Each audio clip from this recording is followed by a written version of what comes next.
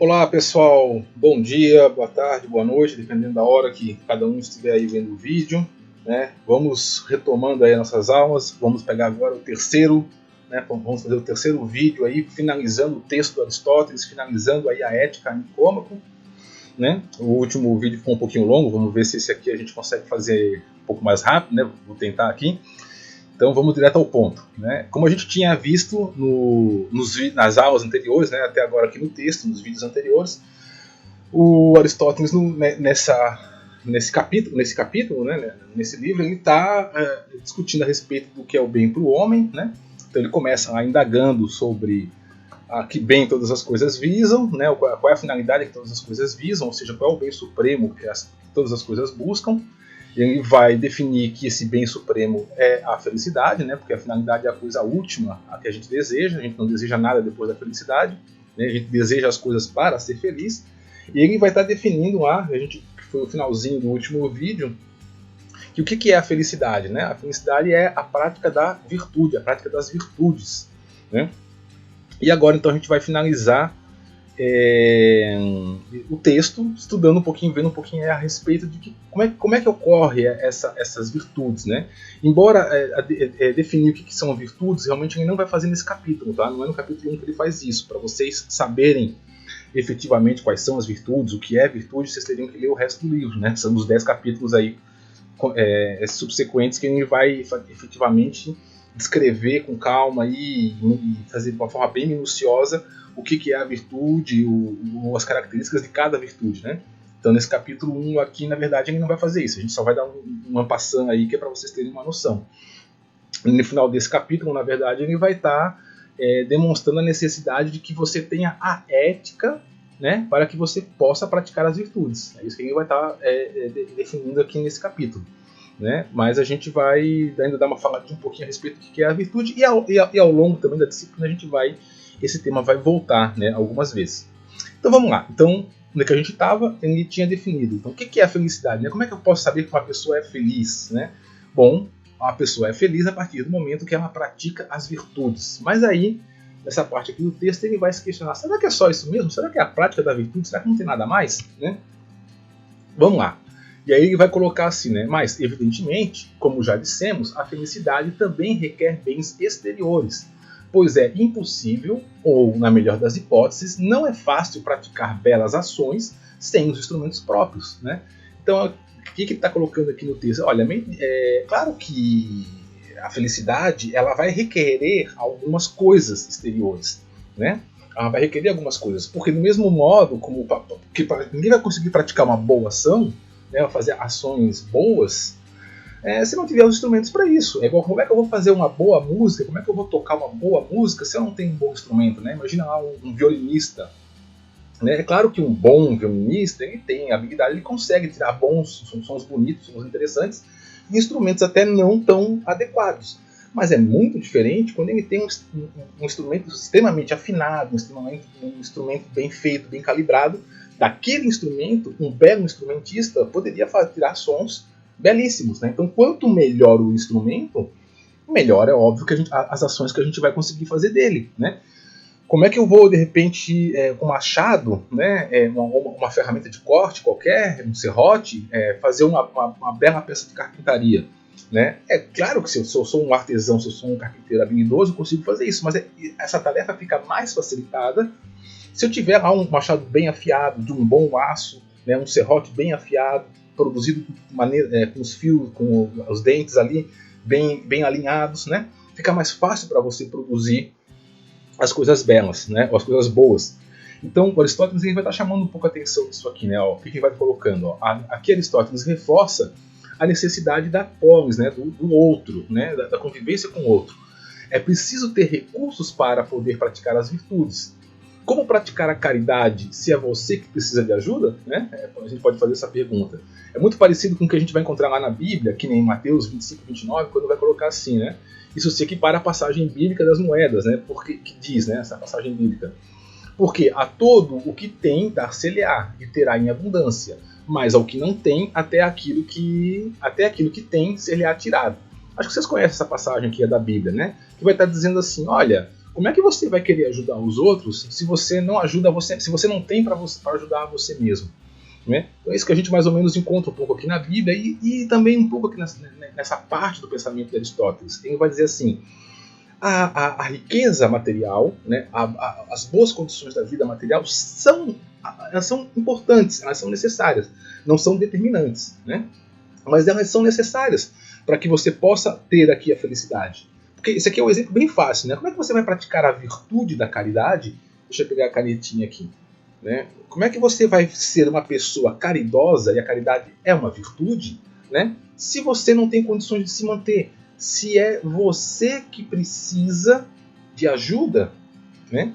Então é claro que, então você está querendo dizer que uma pessoa pobre não pode praticar caridade, ela não pode praticar ajuda? Claro que ela pode, a gente vê isso acontecendo. Mas é mais fácil, é um modo mais tranquilo para você fazer essa atividade se você tiver condições para fazer isso, tá? Deixa eu mudar aqui para o apontador laser. Então Aristóteles ele não vai defender que efetivamente você precisa de posses, bens materiais, de riqueza para ser feliz. Tá? Ele não vai dizer isso. Mas ele também não vai dizer o contrário. Ele não vai dizer que você precisa ser pobre para ser feliz. Que é talvez algumas outras éticas que a gente vai estudar mais à frente na disciplina diriam. Né? O sacrifício, a dor, o sofrimento, tudo isso eleva o espírito. Algumas doutrinas éticas que a gente vai ver mais na frente, elas falam esse tipo de coisa. Para a filosofia grega isso não faria o menor sentido, para Aristóteles menos ainda. Tá? Você sofrer para elevar a sua alma é uma coisa que não cai, não faz sentido no pensamento grego. Seria até pelo contrário. Quanto mais dinheiro você tem, quanto mais bens, quanto mais abundância você tiver na sua vida, mais fácil vai ser para você praticar as boas virtudes, como por exemplo a caridade. Então faça isso. Né? Se você tiver que escolher entre ser pobre e ser rico, para ser ético, né? Eu preciso definir isso para poder ser ético, então escolha ser rico. Né? É como eu brinco, né? Quem já me conhece aí há mais tempo sabe que eu brinco, né? Dinheiro não traz felicidade, né? Mas ele tinha para sofrer em Paris, né? Tinha para sofrer nos Alpes italianos. Então, assim, se você tiver que escolher de ser pobre ou ser rico, seja rico, né? Ele não é garantia, o dinheiro, a riqueza não vai ser garantia de felicidade, mas o contrário também não é verdade, a pobreza também não é. Então, o Aristóteles ele vai estar tocando nesse ponto. Ele vai estar dizendo assim, olha, parece que os recursos materiais ajudam. E ele vai dizer assim, sim, realmente ajuda, mas não é condição.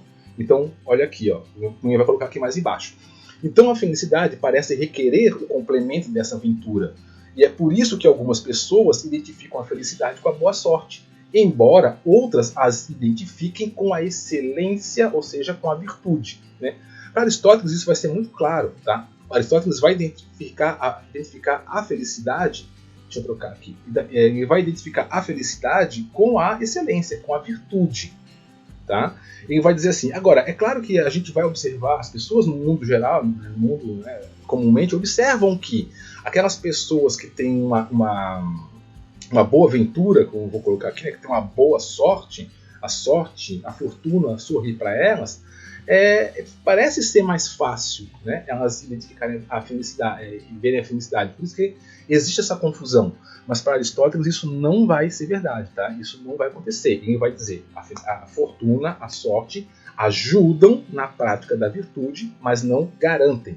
Porque se para ser feliz você precisasse, ou se fosse uma condição sine qua non, né, você ter a boa sorte, ter a fortuna, ter a riqueza, as pessoas ricas não seriam tristes. Né? As pessoas ricas não teriam angústias, não passariam por depressão, né? Não teriam seus problemas. Então, para Aristóteles, ele vai dizer, embora isso aqui ocorra, eu não nego, né, que ter uma boa condição material ajuda na felicidade, mas isso não é garantia. O que vai realmente te trazer a felicidade vai ser isso aqui, ó, né? A prática das virtudes, a prática da excelência. Né?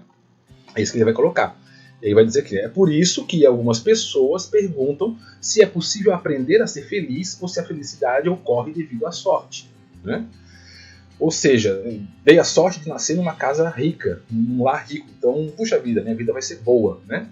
Aristóteles vai dizer que não é bem assim, como eu coloquei. Né? Para Aristóteles, a sorte, ou seja, a fortuna, ajuda, mas a felicidade tem que ser, aqui ó, tem que usar isso, a felicidade tem que ser obtida pela prática.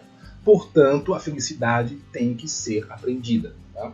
A felicidade ela não vem naturalmente. Ela não acontece isso. Seria maravilhoso se viesse, né? Mas ela não vai vir. Não é o fato de você ter nascido num lar abastado que vai garantir que você vai ter uma vida feliz. Se você não praticar a virtude, se você não ralar para conseguir desenvolver isso dentro de você, se você não aprender a ser feliz, isso é muito interessante, ó. Veja, ó, você tem que aprender a ser feliz. Se a gente não realiza esse trabalho, a gente não vai conseguir ter uma vida plena, né? A gente não vai conseguir ter uma vida e alcançar esse bem último que é a felicidade. Então, inclusive ele vai enfatizar, ele vai dizer aqui, né, entregar à sorte o que há de melhor e mais belo seria totalmente dissonante, né? Ele vai dizer, olha, imagina que eu dissesse assim, olha, as pessoas são felizes por sorte. Então não faria o menor sentido você então dizer que a sorte, que a felicidade é o bem supremo. Porque se é por sorte que as pessoas têm, né, não envolve um trabalho, um desenvolvimento do indivíduo, então não é a melhor coisa que pode ter no mundo, né? Não é a melhor coisa que pode ter na vida, não é o fim de todas as coisas. Porque, por sorte, alguns teriam, outros não. Então ele vai estar colocando aqui, né? Entregar isso à sorte seria totalmente dissonante. Por isso, não é a fortuna que garante a felicidade, né? Foi o caso de Príamo, né? Que ele vai frisar ali no texto, né? Ninguém pode considerar feliz uma pessoa que experimentou tais vicissitudes e teve um fim tão lastimável. Para quem não conhece Príamo, né? Para quem não está entendendo aqui qual é a referência que ele está fazendo, Príamo era o rei de Troia. Né? Vocês já devem ter ouvido falar da guerra, né? Da guerra dos gregos e dos troianos, né? O cavalo de Troia. Né? E Príamo ele era o rei de Troia na época da guerra. Então Príamo ele teve uma vida, diz a lenda, né? Diz a história, ele teve uma vida primorosa, ele foi um grande rei, ele foi muito amado, ele teve belos filhos, né? O Heitor, o Paris, né? a Cassandra, né? Que foram filhos que amaram ele muito. Ele teve uma bela esposa, que era a Écuba, né? Ele teve uma vida excelente, mas no final da vida dele, quando ele estava velho, ocorreu a guerra. Né? E quando ocorreu a guerra, a cidade caiu, né? Troia perdeu, vocês lembram da história, os gregos venceram os troianos, né? E Príamo foi morto. Então todo o reino dele, toda a maravilha que ele construiu a vida inteira dele, no final, por uma questão de sorte, ou de azar no caso dele, né? Tudo foi por água abaixo. Então é isso que Aristóteles está querendo dizer, olha, a gente não pode jogar a felicidade na mão da sorte. Porque se você jogar na mão da sorte, pode acontecer se aconteceu com Príamo. Né? No final da vida você pode dar o azar de perder tudo, de teus parentes, tua fortuna, acabar doente, e não dá para você dizer que uma pessoa que passe por esse destino é uma pessoa feliz. Né? Aliás, eu não quero contar muitas histórias para não alongar muito aqui o vídeo, mas só para dando um preâmbulozinho bem rapidinho, prometo que vai ser rapidinho. Né? Lá no texto ele também faz uma referência a Solon. Eu não coloquei aqui no slide, mas lá ele faz uma referência a Solon. Solon foi um grande legislador ateniense. E ele faz, se vocês lembram lá no texto, ele fala assim, Solon, né, ele vai dizer que não é possível que você saiba se o homem é feliz até que ele tenha morrido. Né? Essa referência que o Aristóteles está falando é de uma passagem real que aconteceu entre Solon e Creso, né? Diz a história, Creso foi um dos reis do que seria também Troia, né? Esqueci agora qual foi o nome da cidade. Era um outro nome que se dava para a cidade. Esqueci agora o nome. Esqueci o nome da cidade, tá? Mas ele era a cidade de Troia, só que era um outro nome. Creso era um grande rei, né? O Solon, certa vez, ele foi visitar o Creso, e o Creso era extremamente rico mesmo, né? E o Solon era um legislador, já era uma pessoa importante, famosa, conhecida no mundo grego, e quando o Creso soube que o Solon ia visitar ele chamou os servos dele e falou assim, olha, quando o Solon chegar aqui, eu vou levar ele para dar uma volta aqui pelo castelo, e eu quero assim que à medida que eu vá andando, vocês vão abrindo as portas, vão mostrando as coisas, porque é para ele ver o ouro que eu tenho aqui, o ouro, os animais, as pratas, as sedas, né? Os aposentos, para que ele veja toda a minha fortuna, que eu quero que ele veja que eu sou uma pessoa, né, de muita sorte, muito, muito feliz, né?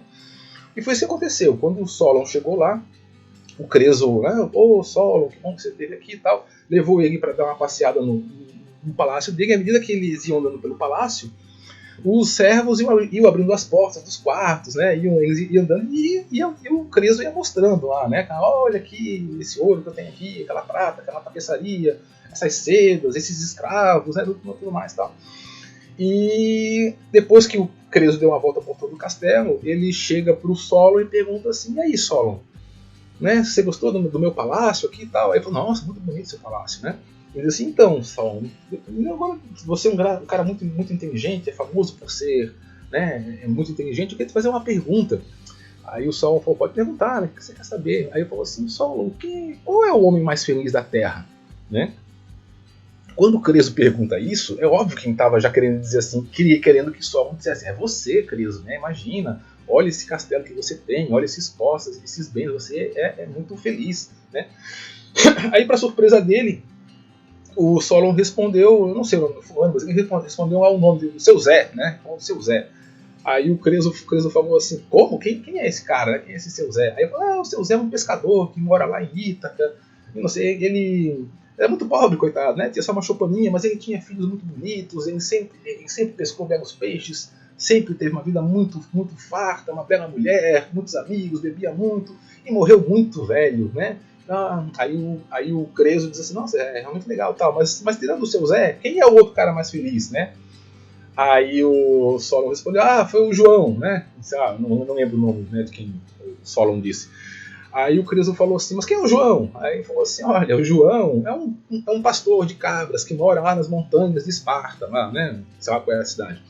Mas por que ele é feliz? Ele é feliz porque ele tem um rebanho muito grande, as cabras dele sempre dão belos animais, e ele tem muitos filhos, os filhos dele são belos, casaram com mulheres belas, tem lindos netos, né? Enfim, sempre fazia queijos maravilhosos, todo mundo comia muito, todo mundo bebia muito, e ele morreu muito velho, né? Ele viu os bisnetos dele, enfim, né? E isso foi uma série de pessoas, todas elas o Solon o tempo todo falando de pessoas que já tinham morrido, né?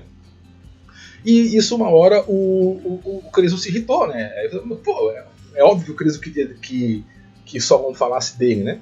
E aí ele vira para Solon e fala assim: tá bom, Solon, tá bom, entendi que esse pessoal aí é feliz, mas assim, quanto a mim, né? Quanto a mim, você não acha que eu sou feliz, né? Aí Solon vira para ele e fala assim: Creso, meu caro, né? Eu não posso dizer que você é feliz, porque não é possível dizer que um homem seja feliz até que ele tenha morrido, né? Aí isso ficou uma história famosa, isso, né? E aí, de feito, né? O Solon depois volta para Atenas e muito tempo depois a cidade lá de Creso, ela foi invadida pelos persas, pelo rei Dário, se eu não me engano. Depois vocês podem procurar no Google aí essa história, tá? E ver. Eu acho que, se não me engano, foi o Dário. E o Creso terminou como escravo, né? Na corte do rei Dário, na corte persa, né? Meio que confirmando aquilo que o Solon tinha falado. Não dá para você saber que uma pessoa é feliz até que ela tenha morrido, né? Então o Aristóteles fala rapidamente dessa historinha. Ele não fala dessa história, mas ele fala dessa passagem ali no texto, né? E ele vai falar assim: então você está querendo dizer que a gente só pode dizer que a gente só é feliz depois de morto, né? O Aristóteles vai colocar ali. E vai dizer: não é isso. O que eu estou querendo dizer é que somente quando uma pessoa morre que você sabe que ela não vai sofrer mais nenhuma vicissitude, né? Como foi o caso aqui do Príamo, que ela não está mais sujeita à sorte, né? Depois de morto, você não corre mais o risco de tudo aquilo que você construiu na sua vida de repente virar pó de uma hora para outra, né? Então por isso que a questão da felicidade não dá para você contar com a sorte, porque a gente nunca sabe qual é o destino que os deuses reservam para a gente, né? E se a gente for considerar a sorte como determinante para a felicidade, a gente corre um risco muito grande, né? Então, fecha parênteses, eu até falei demais, né? Vamos voltar para cá. Então, para Aristóteles, a fortuna e a sorte são elementos neutros. Olha como isso aqui é interessante, deixa eu frisar aqui, né? Então, a fortuna e a sorte são elementos neutros, tá? Neutros em relação à felicidade. É claro que podem facilitar muita coisa, mas não é garantia, não são garantia, né?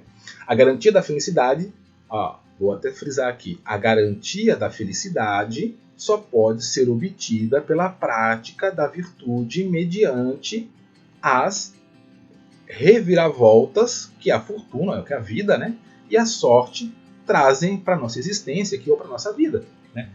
E aí eu até coloquei aqui, é quase como uma visão psicanalítica, né? É quase como uma psicanálise isso. O mundo é da cor que você percebe. Então o mundo é bom ou ruim a partir do momento como você olha para ele, né?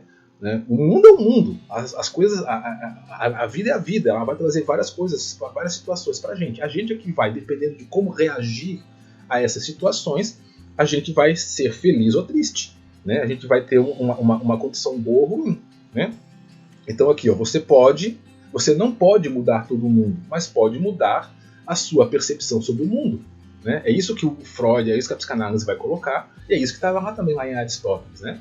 Então aqui, o que Aristóteles traz é que a busca pela felicidade ocorre no coletivo, né, e não vai dissociar o homem da polis, lembrem disso, mas ela é uma construção individual. Tá? Isso é importante, vou até frisar aqui. Ó.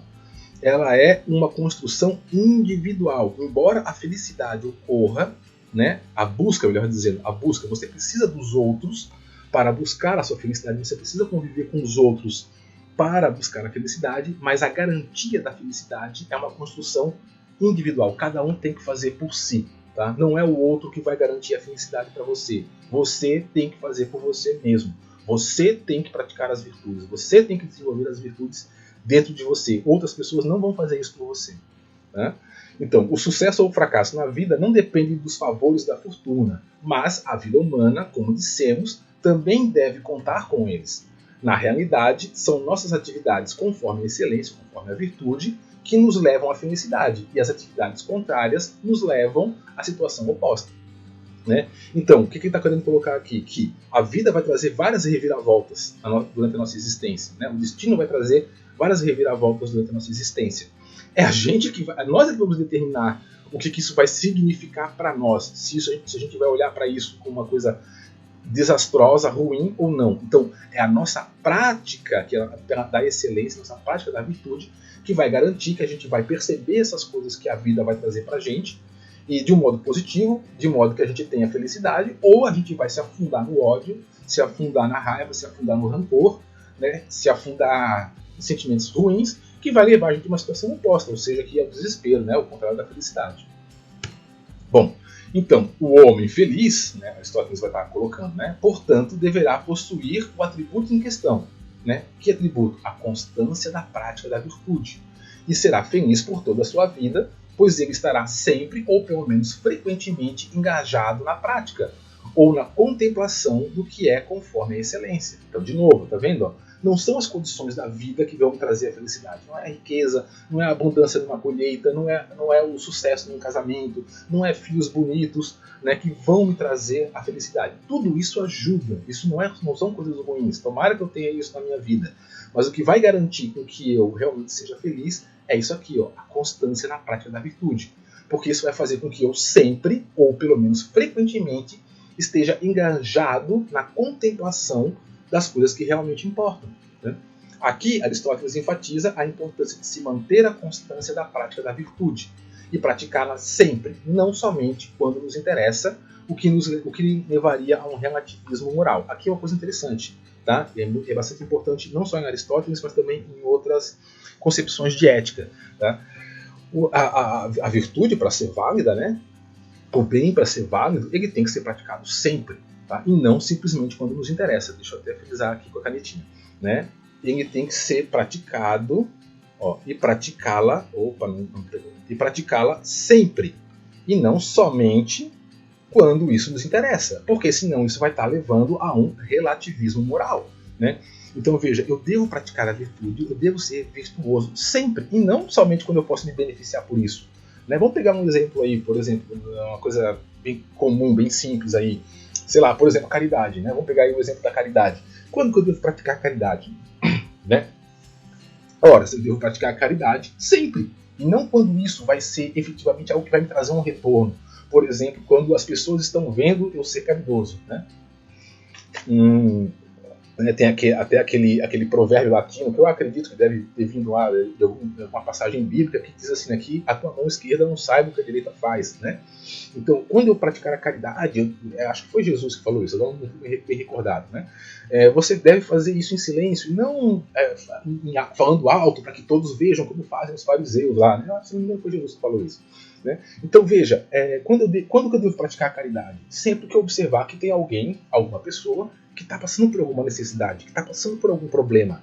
Né? E eu devo fazer isso de modo que eu vá ajudar essa pessoa e não simplesmente para que outras pessoas vejam que eu estou ajudando ela. Porque isso seria um relativismo moral, como está aqui. Ó.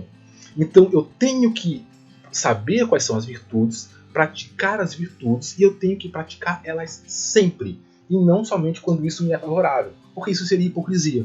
Né? Infelizmente a gente vê isso muito hoje acontecendo, né? Essa questão aqui, ó, do relativismo moral. Isso é certo, aquilo não é bem certo. Depende, né? Uma coisa pode ser certa, mas dependendo da situação, isso não é, não, isso pode ser, aquilo não. Para Aristóteles, para a filosofia clássica aqui nesse momento, não existe o relativismo. A coisa é boa ou não é boa. Né? A coisa é certa ou não é certa. Então, você ficar dando justificativas para escapar de alguma situação, porque aquilo acaba sendo um pouco ruim para você, é você cair no relativismo, e aí você não está mais praticando a virtude, você está fugindo, na verdade. Né? E aí o exemplo clássico que ele vai dar, desculpa, ele não dá no texto, né? Mas é só um exemplo que eu trouxe aqui para vocês. O exemplo clássico disso vai ser Sócrates, né? que por sempre pregar a justiça, ou seja, no caso de Sócrates, né, a submissão às leis, não se furtou a se submeter às leis da cidade, mesmo quando as leis foram usadas contra ele. Né?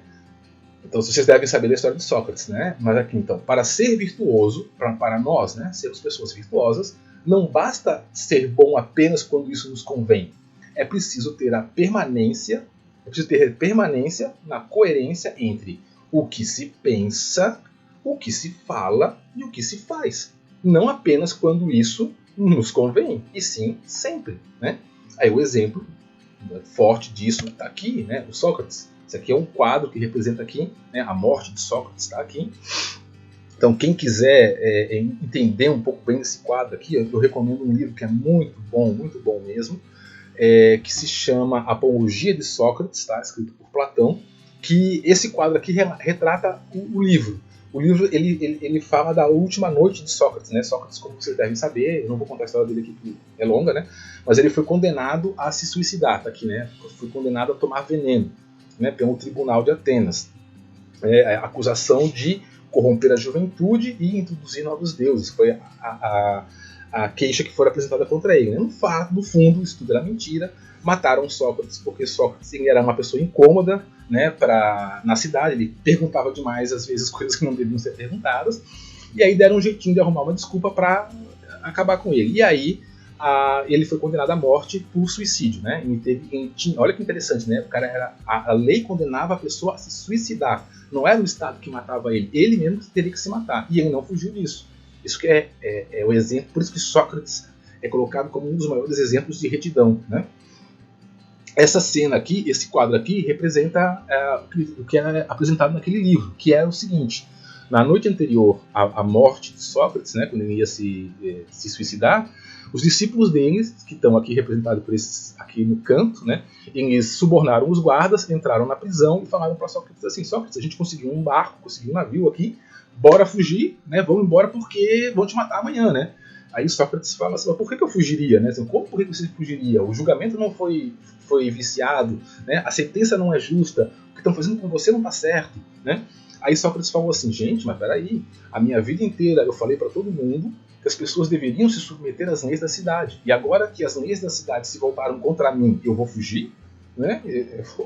Ou seja, não vou ser coerente com as coisas que eu disse? Né? Isso seria uma hipocrisia tamanha. Então, por mais que eu saiba que o julgamento não foi justo, por mais que eu saiba que, tipo assim, apontaram para mim aqui, eu não posso agora, porque as leis da cidade se voltaram contra mim, simplesmente fazer um relativismo moral aqui e dizer: não, mas é que no meu caso é diferente.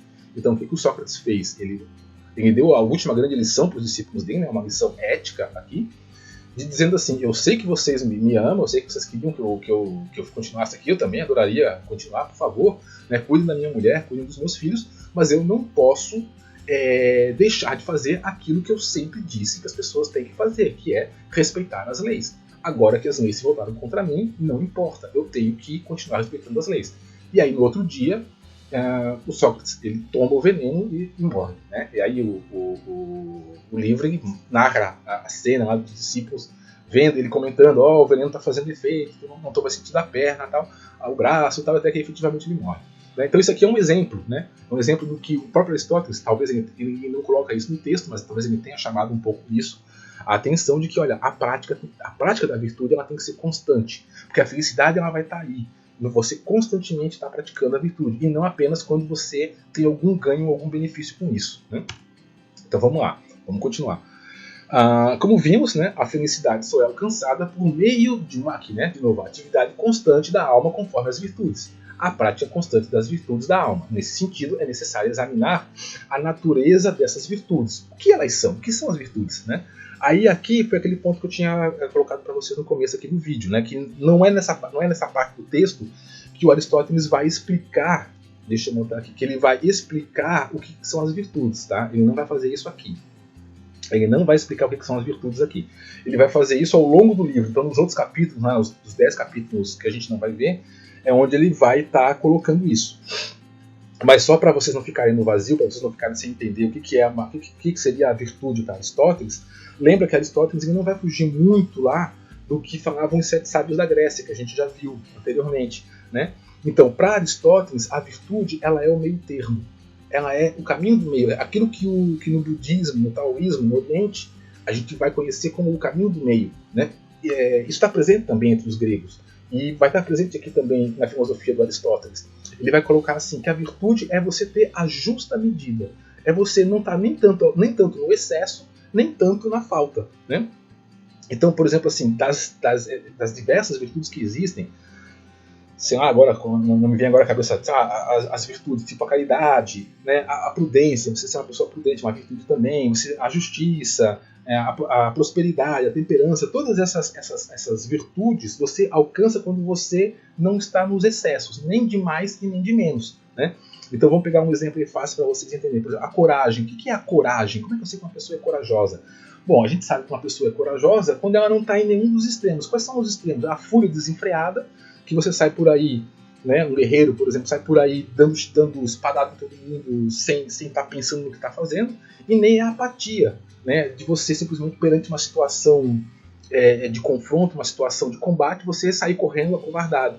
Né? Então vejam que a coragem ela é o meio termo, onde você, apesar do medo, por exemplo, o soldado, apesar do medo da morte, ele ainda assim encara e vai e combate. Né? Ele enfrenta o inimigo, né? Mas de uma forma equilibrada, e não simplesmente saindo feito um touro chucro dando uma chifrada por aí. Né? Chifrada nos outros por aí. Né? Ou então um outro exemplo, sei lá, por exemplo, a virtude da prosperidade, uma pessoa próspera. Como é que uma pessoa pode ser próspera? Executando, caminhando no caminho do meio. Indo no meio termo, na medida entre o excesso de esbanjar o dinheiro e o excesso de você não gastar nada, ser avarento. Então o que é a prosperidade? A prosperidade, enquanto virtude, né, seria você praticar o meio termo entre gastar demais, por exemplo, eu ganho meu salário hoje e hoje eu já vou no shopping, né, e torro todo o dinheiro, não saio de lá sem nada, feito o pacote, mas sem um tostão. Né? Então isso seria o excesso, seria o esbanjamento. O contrário do esbanjamento seria ser avarento. Né? Seria eu receber o dinheiro e dizer, não, nunca que eu vou botar os pés no shopping para gastar um centavo. Né? Então isso seriam 2 extremos. Né? Num extremo eu não vou alcançar a felicidade porque eu vou gastar tudo e depois eu vou sentir um vazio existencial porque eu vou torrar toda a minha grana e depois eu vou ver que aquilo ali não era suficiente. Então o extremo o esbanjamento. E no outro extremo eu teria ali a avareza, né? Que é nunca sequer tomar uma cerveja com os amigos porque eu não quero gastar dinheiro. Né? Então vejo que no meio, entre esses 2 extremos, o extremo do esbanjamento e o extremo da avareza, no meio, ou seja, eu gastar adequadamente o meu dinheiro no momento certo, com a pessoa certa, pela razão certa, né, guardando os recursos continuamente, isso vai ser a prosperidade. Isso é a virtude. E como é que eu vou fazer isso? Relembrando um pouco, né, do que a gente já viu no vídeo passado, eu vou fazer isso por intermédio da razão. Por isso que eu preciso da razão.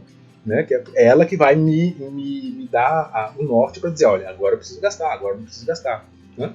Então o que vai ser a virtude para Aristóteles? A virtude vai ser o caminho do meio.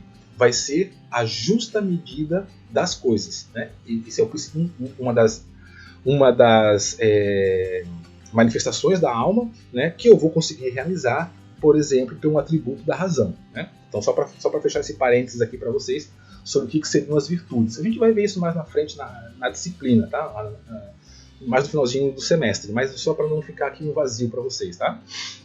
Então, tá, dito isso, o Aristóteles vai colocar aqui, né, que antes, então, né, da gente poder compreender o que são as virtudes, que é o que ele vai fazer ao longo do livro, né, nos capítulos seguintes, é necessário lembrar, deixa eu mudar aqui a canetinha, é necessário lembrar que a alma é dividida em duas partes. Então ele vai falar assim, ó, antes da gente começar a falar sobre virtudes, a gente tem que lembrar de uma coisa, que a alma é dividida em duas partes.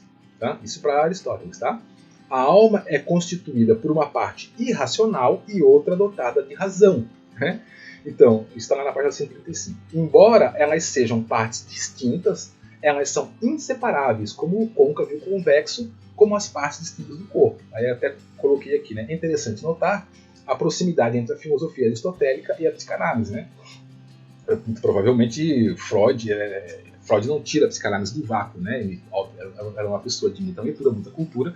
Com certeza Freud leu Aristóteles, né? Não estou dizendo que está aqui a base porque a gente vai chamar de inconsciente, mas com certeza isso aqui ajudou o pensamento freudiano a se desenvolver, né? Veja que isso já está presente lá em Aristóteles, a ideia de que a gente tem um lado inconsciente dentro da gente, né? Que é o que o Aristóteles aqui está falando da parte irracional da alma, né? Aristóteles vai dizer aqui que a alma é composta por uma parte irracional e outra dotada de razão, né? O que hoje, numa linguagem contemporânea, a gente diria uma parte consciente e uma parte inconsciente. Né? Veja que Aristóteles já tinha pescado isso lá, né, há 5 séculos antes de Cristo. Lá, né? A ideia do inconsciente já estava presente lá, não só em Aristóteles, né? Outros filósofos, como Plotino, também a gente vai encontrar isso daí. Tá? Mas é só interessante que o Aristóteles vai começar a dizer, ó, tá vendo? Então, antes da gente entender o que são as virtudes, é necessário a gente se atentar a uma coisa, que a alma tem duas partes. Uma parte irracional e uma parte racional. Hoje a gente diria uma parte inconsciente e uma parte consciente. Tá? Então, mediante isso, vamos lá. Né? Uma das subdivisões... Deixa eu mudar aqui a canetinha. Uma das subdivisões da alma parece comum a todos os seres vivos, que é a natureza vegetativa. Refiro-me à parte responsável pela nutrição e pelo crescimento. Aqui o Aristóteles vai estar falando dessa parte irracional. Tá? Só para vocês entenderem, Aristóteles ele vai, na verdade, dizer que a gente possui, o ser humano possui uma... Não só o ser humano, os animais também, tá? Possui uma alma vegetativa, que seria, digamos assim, aquela parte da alma responsável por as coisas acontecerem sem que a gente tenha um controle sobre elas. Veja, é a própria noção de inconsciente, né? Se a gente parar para analisar. É mais ou menos assim, ó. Imagina o corpo de vocês, né? Imagina as unhas de vocês. As unhas de vocês estão crescendo o tempo todo. Você vê, você não vê as unhas crescendo, né? Um belo dia você simplesmente olha para a tua mão e percebe, opa, minhas unhas estão grandes, eu tenho que cortar. Veja, você não percebeu que as suas unhas cresciam, mas elas estavam crescendo o tempo todo, né? O que o Aristóteles vai falar é, isso que acontece, por exemplo, nas nossas unhas, nos nossos cabelos, por exemplo, também a gente não vê o cabelo crescer, a gente só percebe um belo dia que ele está grande, né? Isso você observa nas plantas. Né? As folhas, você não vê as folhas das árvores crescendo. Um belo dia você vai lá e planta um pé de feijão, né? Um belo dia você olha e vê que tem um broto. Brotou. Né? E passa o tempo, você vê que aquele broto deu folhas. Né? Você não vê a folha se desenvolvendo, simplesmente ela acontece. Acontece não, né? Um belo dia você percebe ela. E por que isso acontece? Isso acontece porque o que o Aristóteles chamaria de uma alma vegetativa está trabalhando o tempo todo, quer a gente tenha consciência disso ou não. Né? É o que a gente hoje, na nossa linguagem contemporânea, poderia chamar, por exemplo, do sistema nervoso autônomo, né? Que controla o batimento cardíaco do nosso corpo, o sistema digestivo. Né? A gente não controla isso, a gente não está lá dizendo, como um pedaço de bolo agora e agora eu vou digerir, né? Manda lá o estômago começar a digerir, como eu faço com o braço, né? Como eu faço com a boca, que eu falo a hora que eu quiser ou não. Isso acontece sem a minha vontade, sem a minha determinação, sem a minha razão. Então, o Aristóteles percebeu isso e disse, olha, existe uma alma vegetativa, uma parte vegetativa dentro da nossa alma, né? Ou uma parte inconsciente da nossa alma, né? Que trabalha, inclusive, quando a gente está dormindo, né? Que é o caso, por exemplo, do sonho. Né? Então, eu vejo isso. Né? A gente observa que isso aqui existe. Né? Então, parece haver também um outro elemento irracional na alma. mas este, em certo ponto, participa da razão. De fato, louvamos a razão tanto no homem dotado quanto do destituído de consciência, de continência, né? É nesse sentido que falamos da racionalidade de um pai ou um amigo em contraste à racionalidade da matemática. O que o Aristóteles está dizendo aqui? Né? Pegando um gancho com essa partezinha aqui de cima. Ele está falando assim, olha, primeiro, vamos fazer uma distinçãozinha aqui. Ele está falando assim, olha, quando a gente usa a palavra racionalidade, né, aqui é uma questão de uso de palavras mesmo. Né? A gente sabe que a gente usa a palavra razão, por exemplo, na matemática, a lógica matemática, né? A razão matemática. Mas essa razão que eu estou falando aqui não é essa razão da matemática, né? O Aristóteles está falando. O que eu estou falando dessa razão que eu estou falando aqui é essa racionalidade, por exemplo, que eu observo de um pai orientando um filho, né? Ou um amigo orientando outro amigo. Né? É essa racionalidade que eu estou me referindo aqui. Embora seja a mesma palavra utilizada para as duas coisas, né? Mas são coisas distintas. O que eu estou querendo falar aqui é essa parte da racionalidade referente aqui a uma consciência, né? Vamos dizer assim. E aí o Aristóteles vai estar falando assim, olha, parece haver também também um outro elemento irracional na alma, mas este, em certo ponto, participa da razão. Aqui, sem querer puxar brasa para a psicanálise, né? Mas assim, é como se o Aristóteles falasse assim, gente, é como se a gente tivesse um superego. Né? Olha, eu sei que existem coisas dentro de mim que eu não sei direito como é que elas funcionam, mas tem uma parte dentro de mim que age sobre essas coisas inconscientes, sobre essas coisas, essa coisa vegetativa, e que ela vai me dizer se está certo ou não. Né? Lembrando, para quem já fez psicanálise, acho que vocês já fizeram psicanálise nessa altura, né? O superego tem uma parte consciente e uma parte inconsciente. Né? Tem coisas que a gente faz, a gente não faz, ou se reprime ali, sem saber por quê. Isso seria o aspecto inconsciente do superego. Né? Então, o que o Aristóteles está querendo colocar aqui, ele vai dizer assim, olha, existe uma parte irracional na gente, dentro de mim, dentro da minha alma, mas também existe essa parte irracional que eu tenho, ela é sensível às questões da razão, tá? Porque se não fosse, não adiantaria dar conselho, vamos dizer assim. Então, apesar de eu ter uma parte irracional, eu tenho dentro de mim essa parte irracional sensível a elementos da razão, tá? Então, aí vai continuar aqui, né? O fato de advertirmos alguém e de reprovarmos e exortarmos de um modo geral, indica que a razão pode, de certo modo, persuadir o elemento irracional. Foi isso que eu estava colocando agora, né? Então, aqui o Aristóteles enfatiza que, além da necessidade de praticar as virtudes racionais, como enfatizaria Platão, né? Platão era aí muito lógico, muito matemático, muito racional, é preciso praticar por outro lado, o controle ou refreamento dos impulsos irracionais da alma.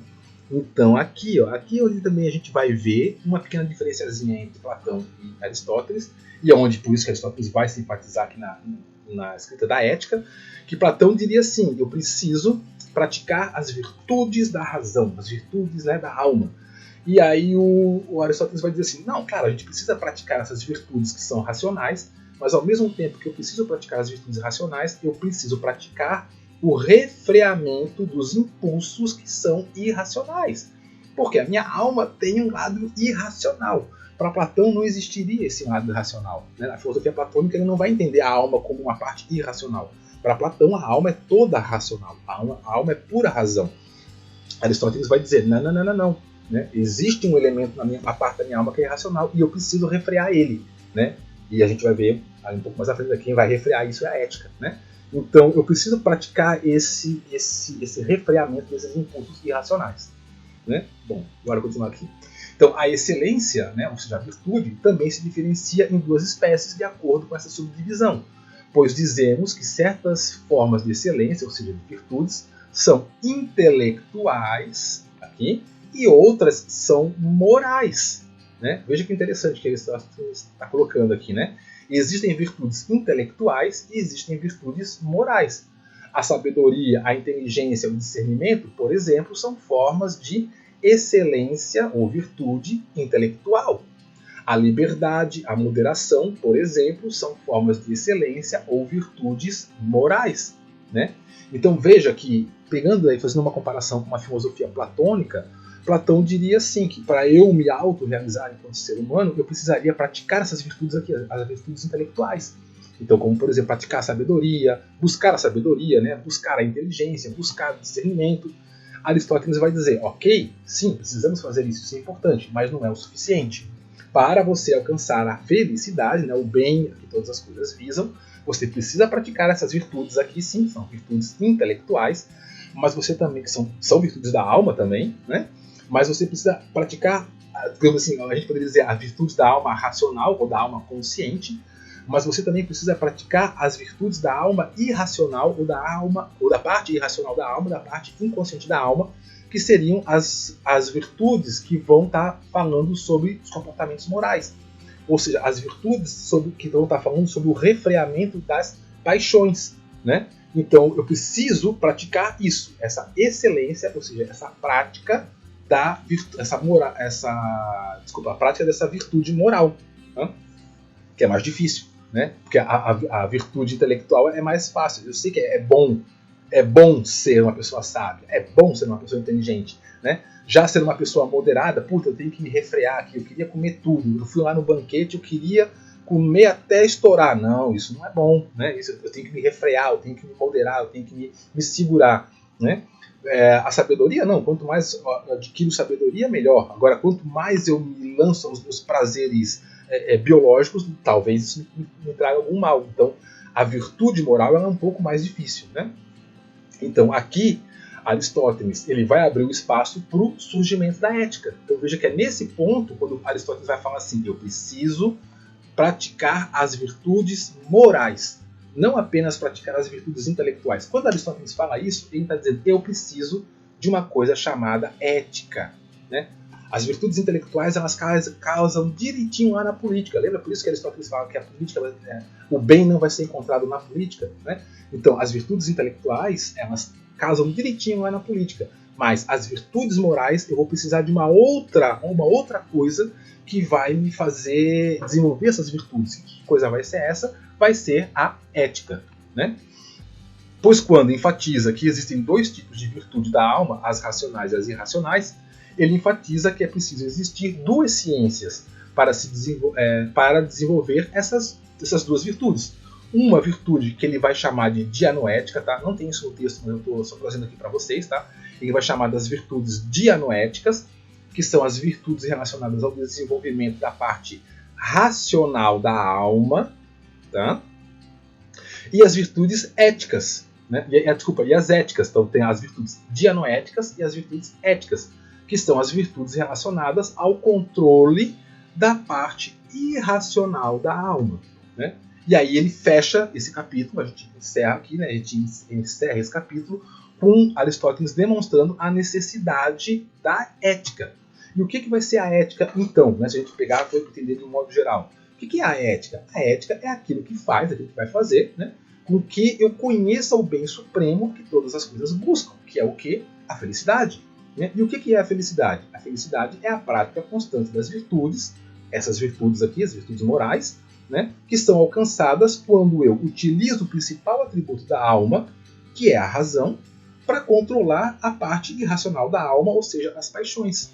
Né? Então, de novo, para Aristóteles, eu tenho que praticar, eu tenho que agir. Agir é fundamental dentro da ética aristotélica. A ética é aquilo que vai me levar ao conhecimento do bem. Que bem? A felicidade. Como que eu obtenho a felicidade? Pela prática da virtude. Que virtude? As virtudes morais. Como que eu pratico as virtudes morais? Utilizando a razão para refrear as minhas paixões, para refrear os meus ímpetos, né?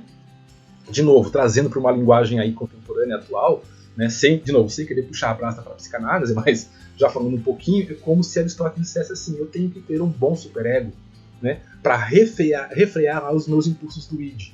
Eu tenho que refrear os impulsos que eu tenho do inconsciente, porque se eu deixar, né, vocês já viram aí nas aulas de psicanálise, se eu deixar o id solto, ele vai fazer o inferno, né? Vai ser muito bom, vai ser muito legal lá pro inconsciente, mas, meu Deus do céu, para mim e para a sociedade onde eu vou estar vivendo, isso vai ser um fator complicador, tá? Então, eu preciso, né? O que é a ética? A ética é aquilo que vai me levar a conhecer o bem. Qual é o bem supremo? A felicidade. Como que eu alcanço a felicidade? Praticando as virtudes. O que é a virtude? É o meio termo, né? A prática do meio termo ali. Então, agir de modo moderado, de modo ponderado. Como é que eu vou fazer isso? por auxílio da razão. A razão vai me fazer controlar esses impulsos que eu tenho, essas paixões que eu tenho, e isso vai fazer com que eu tenha uma vida equilibrada, né, uma vida centrada no meio, que isso vai trazer um bem para mim e para a coletividade onde eu vou estar inserido. Se eu fizer isso frequentemente na minha vida, isso vira um hábito, né, e eu, consequentemente, me torno uma pessoa ética, consequentemente, eu me torno uma pessoa feliz. Né? Pode parecer muita coisa, pode parecer muito complicado, mas no fundo não é. Tá?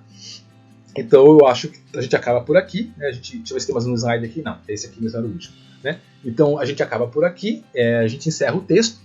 E aí qualquer dúvida, a gente vai agora então ter um encontro. Né? O nosso próximo encontro vai ser síncrono, a gente vai... não sei a data, tem que ver lá no plano de ensino, a gente vai ver a data, vejam qual é a data lá, a gente vai se encontrar, anotem as dúvidas, vejam quais são as dúvidas que vocês ficaram aí sobre esse texto do Aristóteles, e aí a gente tira lá as dúvidas e a gente vai tocando, tá ok? Qualquer coisa então a gente se fala, ou então deixa uma pergunta no fórum, ou manda por e-mail, alguma coisa assim, e a gente vai conversando, tá bom? Então vejo vocês aí na próxima aula, um abraço, tchau, tchau.